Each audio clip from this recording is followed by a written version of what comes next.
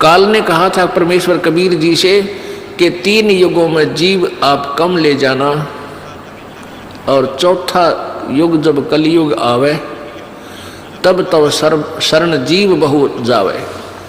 ऐसा वचन हर मोय दीजै, तब गवन संसार ही कीजै।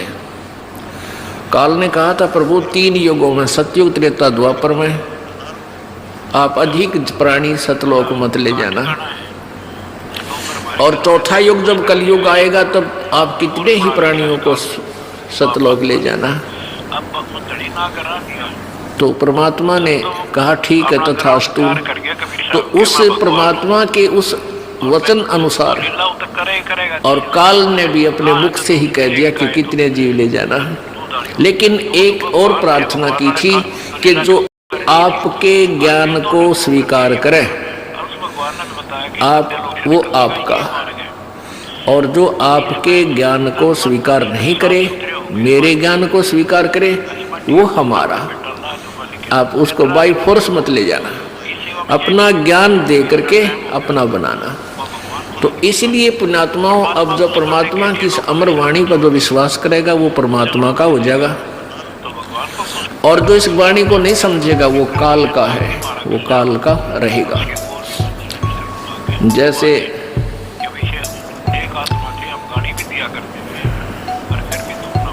ये कोयल होती है, कोयल ये अपना अलग घोंसला बना के अपने अंडे उत्पन्न नहीं करती, क्योंकि ये कौवे जो होते हैं वो कोयल के अंडों को खा जाते हैं। वो क्या बुद्धिमता करती है कि मादा कौवी जो होती है, मादा कौवा, कौवी, वो जहाँ भी उसने अंडे उत्पन्न कर रखे होते हैं घोंसले में, जब वो कहीं इधर उधर चुगा चुगने जाती है, आहार के लिए बाहर जाती है, तो मादा कोयल तुरंत वहां जाकर के अंडे उत्पन्न कर देती है। 2 उस कौवे के होते हैं, कौवे के अंडे होते हैं, और 2 कोयल के। अब वो कौवी वापस आती है, वो देखती है 4 अंडे हैं, वो पहचान नहीं पाती है मेरे कौन से हैं, इसलिए वो चारों के चारों की परवरिश कर देती है, उनको सेक करके मैच्योर बना देती है, बच्चे निकाल देती है। अब कोयल और काग के बच्चों में कोई अंतर नहीं होता जब तक वो छोटे होते हैं, और शराब पीता है। अब माता जो कोयल होती है वो देखती रहती है घर में आवे पता लियो कि तेरे बच्चे इस घोंसले में हैं और इन चरवा मत हैं। वो भी नहीं पहचान पाती है कि मेरे कौन से हैं।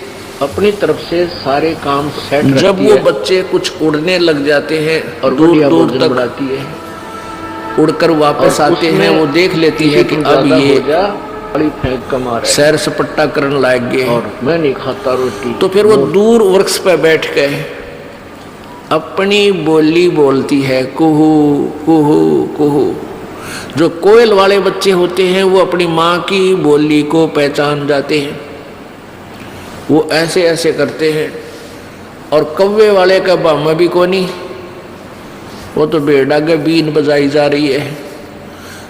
अब काग वालों के बच्चों, काग वाले बच्चों के उस वाणी का प्रभाव नहीं हो रहा, और कोयल वालों का हो गया।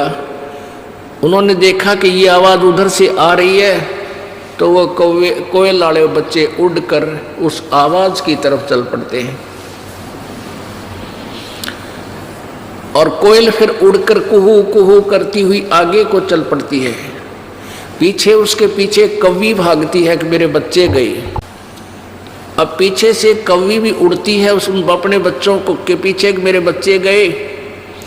वो कोयल बोलती हुई दूर तक चली जाती है, वो बच्चे भी उस कोयल की आवाज़ सुनकर उसके पीछे पीछे दूर तक चले जाते हैं।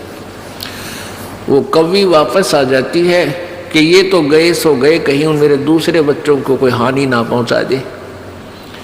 वो पीछा छोड़ देती है और वापस आ जाती है। पुण्यात्माओं, इस परमेश्वर की वाणी को काग वाले यानी काल वाले नहीं समझेंगे। ये तो परमेश्वर के बच्चे, कोयल वाले बच्चे इसको तुरंत समझ जाएंगे। उनको अग्रम मग्रम नहीं हो सकती, क्योंकि इतने प्रमाण दास दे देगा इस मन पापी को गुंजाइश नहीं रहेगी बकवाद करने की। और फिर भी नहीं कोई मानता है तो कोयल का नहीं, परमात्मा का नहीं, वो तो कौवे का है, काल के ही जाल में धक्के खा। अब थोड़ा सा एक प्रश्न सुनाते हैं आपको, क्योंकि सत्संग के अंदर बहुत से हिदायत देनी पड़ती है।